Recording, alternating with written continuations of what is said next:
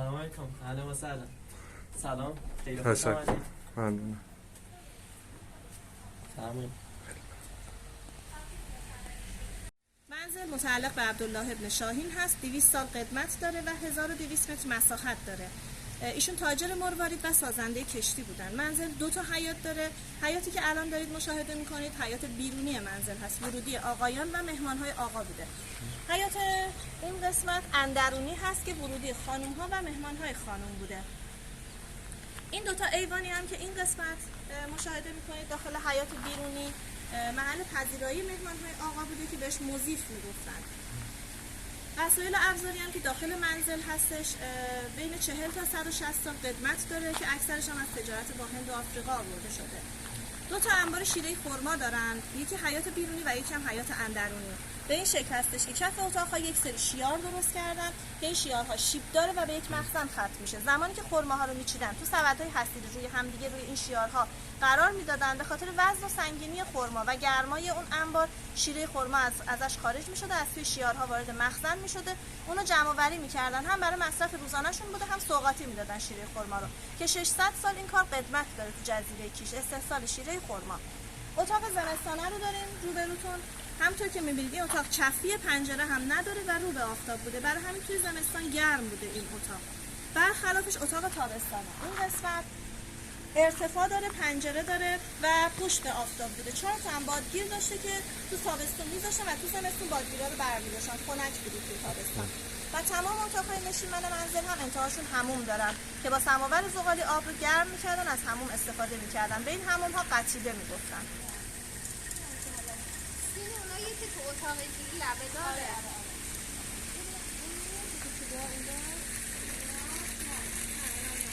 این اتاق زمستانه.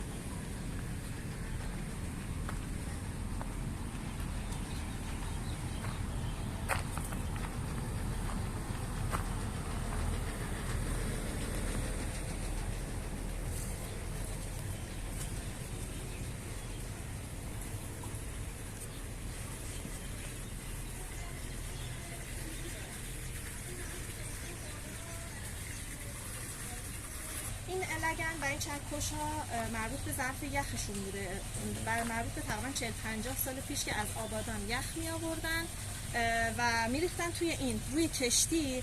زمانی که ماهی‌ها رو صید می‌کردن، چون زمان صید طولانی می‌شد، یخ‌ها رو با این چکش‌ها خورد می‌کردن، توی این میریختن، ماهی‌ها رو می‌ذاشتن توش که ماهی فاسد نشه. درسته. این سبدها همین فلزیه هم این هستیه. سبد ماهیگیری تو عمق دریا بوده که بهش گرگور میگن، که مینداختن تو آب، از این حفره بزرگ ماهی وارد می‌شده، از اونجایی که حافظه ماهی کوتاهه و خروجیش هم دیگه کوچیک بوده، ماهی گیر می‌افتاده اون تو. اون جعبه‌ای هم که اون انتها می‌بینید چوبی قطب نما بوده که قطب نما رو داخلش می‌ذاشتن، داخل جعبه. از اون محفظه که سوراخی که بالای جعبه هست، خورشید نور خورشید می‌افتاده و اینها جهت رو تشخیص می‌دادن، مسیرشون رو پیدا می‌کردن. این قایق یک نفره بوده، این قسمت چوبیه که بدنه جلویی قایق یک نفره هستش که از چوب درختای آفریقایی هم هست، به خاطر اینکه مقاومت در برابر گرما، رطوبت و حشرات موذی داشته و تمام چوب‌های داخل منزل هم به همین شکل. قفلایی هم که روی دیوار مشاهده می‌کنید بهشون گوفیه میگن که تنظیم طناب بادبان روی کشتی رو باش انجام میدادن.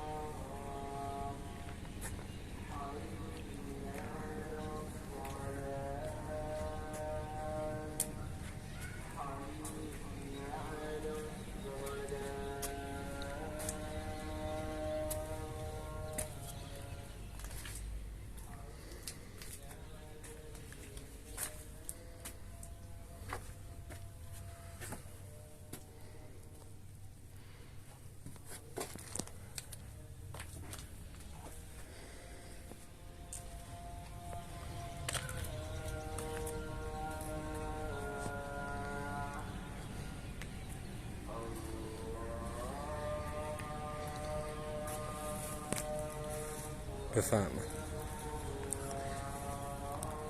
این قسمت حیات اندرونی هست که ورودی خانم‌ها و مهمان‌های خانم بوده. اون زمان مهمان‌های آقا اجازه ورود به قسمت اندرونی رو نداشتن و این قسمت فقط آقایان خودشون، محارم خودشون وارد می‌شدن. که اینجا مطبخ رو داریم که حالا یه سری ابزار و وسایل قدیمی داخل مطبخ هست، از جمله برنجی که 40 سال قدمت داره اونجا هست. حالا میتونید بعداً فیلمشو ببینید.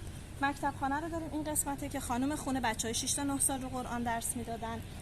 اتاق بعدی بیت القهوه است، محل پذیرایی مهمان‌های خانم بوده که الان فقط نقش حنا میزنن همکارمون توی اتاق هجله عروس و داماد رو داریم. ایشون 6 تا دختر داشتن و زمانی که دختراشون ازدواج میکردن طبق یک سنت قدیمی که هنوز همین سنت رو دارن، پدر عروس یکی از اتاق‌ها رو به این شکل تزیین میکردن، عروس و داماد 2 هفته تا 2 ماه منزل پدر میموندن و بعد میتونستن برن منزل خودشون. و اتاق آخر هم اتاق خواب و اتاق نشیمن اصلی صاحب خونه هست که بزرگترین حموم نام مجموعه رو هم داره. این تخت رو هم بهش سیم میگن که شب‌های تابستون روش میشستن که بادگیر بوده و مشعل داشته. مشعل‌ها رو روشن میکردن هم برای نور روشناییشون هم برای حشرات موذی که مزاحمشون نشن. خیلی ممنونم. متشکرم. این قسمت هم پذیراییه که با قهوه و خرمای عربی پذیرایی بشید. خیلی ممنونم. متشکرم.